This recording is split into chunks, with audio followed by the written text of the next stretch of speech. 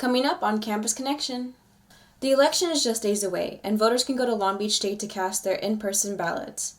California Prop 22 has ride-sharing drivers and companies divided. And shark sightings in SoCal aren't stopping many from going to the beach. All that and more, coming up next.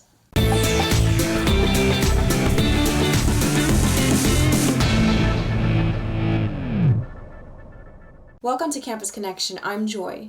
We are just days away from the election, and Long Beach residents have the opportunity to vote in person at CSULB. Eric Montez Gabino has more details about the poll place.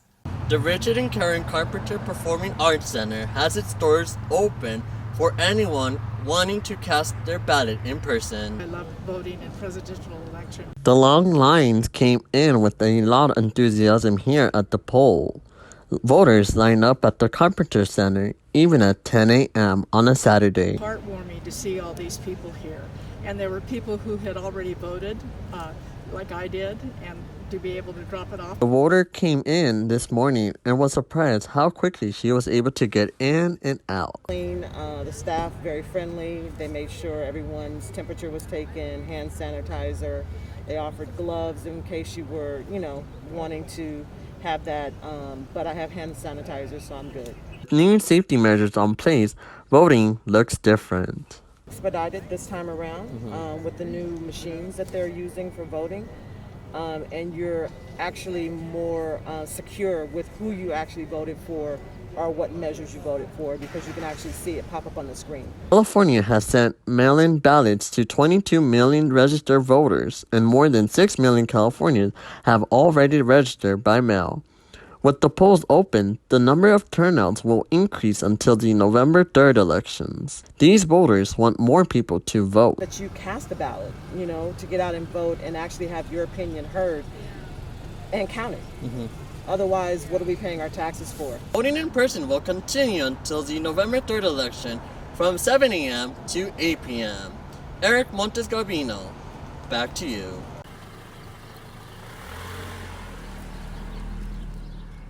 I'm Emily Huntenberg. Uber, Lyft, and Postmates are some of the rideshare companies pushing for a yes on Proposition 22 in this upcoming election. Voting yes allows app-based driving companies to continue classifying their drivers as independent contractors instead of employees. This means workers would not be covered by state employment-related labor laws, which includes minimum wages, paid sick leave, and unemployment insurance. I've been driving Postmates for a short time since COVID-19 started, and personally, I'm going to be voting no on Prop 22. Voting no upholds California Assembly Bill No. 5, passed in 2019, which determines the qualifications for the benefits and regulations of a worker. While the yes does seem appealing to many, not all drivers are on board. I see these companies only want to raise their profits and neglect to give their drivers a $15 minimum wage and employer health insurance. To me, it seems unfair they're willing to spend millions instead of providing us with basic state rights. Drivers across the state like Emilio Ruiz are faced with the tough task of swaying voters on the proposition greatly funded by the rideshare and delivery companies themselves. Since Assembly Bill 5 was enacted, lawsuits involving the ride-hailing companies, labor unions, and the California state government have been ongoing in an effort to correctly label these workers. The election is Tuesday, November 3rd. I'm Emily Huntenberg, Campus Connection. The Journalism and Public Relations Department is trying to make it easier on students needing equipment for some of their courses. Students can now pick up devices like cameras, microphones, and recorders from a locker located on campus. This makes everything contactless. Super easy. You just get your confirmation code and you have to sanitize it before you give it back. But other than that, it was really user-friendly. Students are able to request equipment using the online reservation form on the department's website. All JPR students are welcome to use the devices for class assignments. This is a time of the year that great white sharks should be migrating away from the Southern California coast, not hanging around. Brianna Valladolid speaks to Huntington Beach residents about the recent sightings. Despite the recent shark sightings throughout Southern California, people are still flocking to the surf and sand.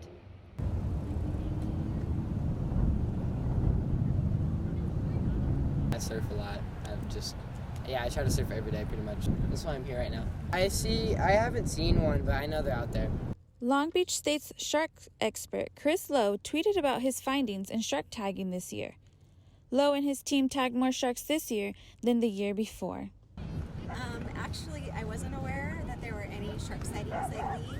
I would be a little concerned because I have 2 boys surfing right now, so I might need to check out, go back to our area that we're on and check it out. With it being mid-October, water temperatures are in the low 60s and sharks should be migrating south. But this isn't keeping people away from being in the water. I think as a born and raised Californian, I'm just used to sharks. I don't know. I guess we've always known there's sharks around, so. Surfers in Huntington Beach don't mind that there are more sharks in the water and are willing to stay in the water without being worried about getting hurt. I don't think they'll hurt. They'll hurt you if they see you. Although the sharks are in close proximity to the people, they have not been interacting and no one has been hurt. Brianna Velarde, Campus Connection. The city of Long Beach is close to reaching a grim milestone. Almost 13,000 people have tested positive for COVID-19. Last week, the city opened grant applications for nonprofit organizations affected by the virus. The grant is also expected to help mental health agencies. As of September 29th, Long Beach State has reported 17 positive COVID-19 cases. The campus has since been open for limited in-person instruction. This is Isaiah Castaneda, here at Steady Brew Company in Long Beach. As you can see, the parking lot has been converted to an outside dining area so customers can enjoy a beer or two under COVID safety protocols. It's similar to what you're seeing at bars reopening after the shutdown. Located just off the 405 freeway, Steady Brew Company sits in Long Beach's Times Square and has been operating since 2017. The brewery is known for its Grasshopper IPA and Gin and Juice Hazy, 2 of its most popular drinks that leaves customers coming back for more. I really love the vibe of this place. I come here every weekend and I really love their beers. Business was booming before COVID-19, but the pandemic put a damper on things back in March when the brewery had to close to the public. When the pandemic hit, we had to close down our indoor operations. We're still actually closed inside, so we can only do beer to go right now. And we took a huge hit on that, just like every other brewery right now, and bar, and restaurant. Since reopening, like all businesses, Steady Brew Company has adjusted to keep business afloat. They've made sure to follow all COVID safety precautions, including proper social distancing and wearing a mask. The masks are mandatory. I don't know how many times a day we tell people, yep, sorry, we can't help you until you have a mask on. To bring customers back in, they have been holding special events every weekend. And for those who don't feel comfortable going out, they still offer beer to go. For a list of their events, follow them on Instagram at Steady Brewing. Isaiah Castaneda, Campus Connection. Coming up after the commercial break, an update on beach basketball with Jordan Newby. Stay tuned. Hi, I'm Peter. There's nothing I love more than sharing vegetables with my friends. Come on in! Help yourself to anything. That's why we give our food the utmost respect it deserves. Did you know there are simple steps we can all take to help save food? You can cook it, store it, even share it. Just don't waste it. Because when it comes to food, better ate than never. To learn more, visit savethefood.com.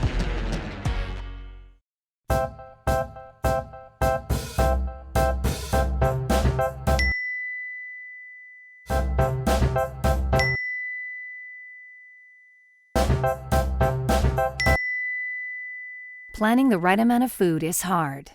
The Guestimator makes it easy. Just tell it who's coming and what's for dinner. Then it tells you how much to make. And yes, it even plans for leftovers. Try it at savethefood.com.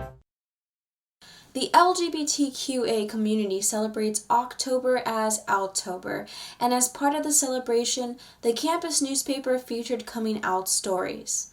Carla Gutierrez talked to special projects editor of the Daily 49er, who told his story about living his truth. October 11th is known as National Coming Out Day, and Peter Villafania gave us an inside look into what that means for him as a transgender. So before I was medically transitioning, I was kind of just physically transitioning, like cutting my hair and, wearing, men's clothes. 6 months ago, Villafani started his hormone replacement therapy, getting a testosterone prescription, and learning how to give himself a shot. Now, he says it was one of the best decisions he's ever made. For me anyway, really validated in your identity. And a lot of times that happens with being very satisfied with like your physical appearance, and it's like a very mental thing. Villafani started exploring his sexuality in his last year of high school. He changed his name and told people about his pronouns. When he moved away to start college, no one knew who he was, so he felt it was his time to start living his truth. Villafani said he got his name from Peter Pan because Peter Pan is forever a boy, and that's what Villafani wants to be. I felt like growing up as a boy was kind of like lost from me. And so that was why I kind of latch onto the name as much as I do. Villafani says he finally knows who he is and hopes by telling his story, he can make it easier for someone to tell theirs.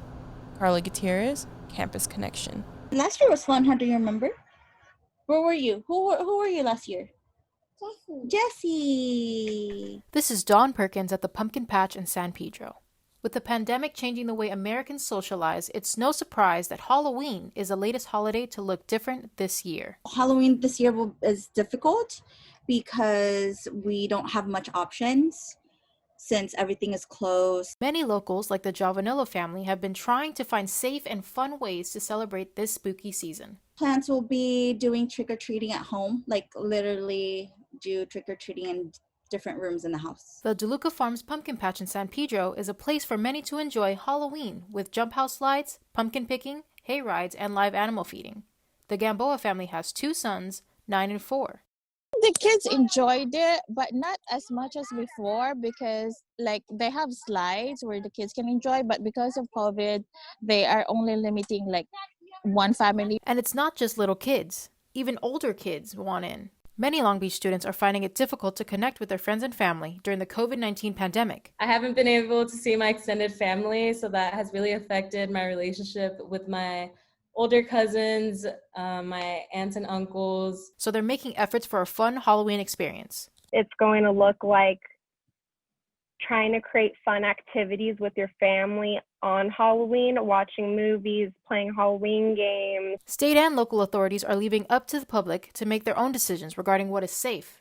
Sanctions and restrictions have not been implemented to stop trick-or-treating. However, some Halloween fanatics are making the choice to turn off the porch light and celebrate inside. No partying for me, but I do have a lot of friends that would go to Halloween parties, or they would go to bars. They can't do that anymore. With hopes for next year's Halloween, many are looking forward to celebrating without the worries of a pandemic. I wish we could take her trick-or-treating, definitely, because last year she had so much fun.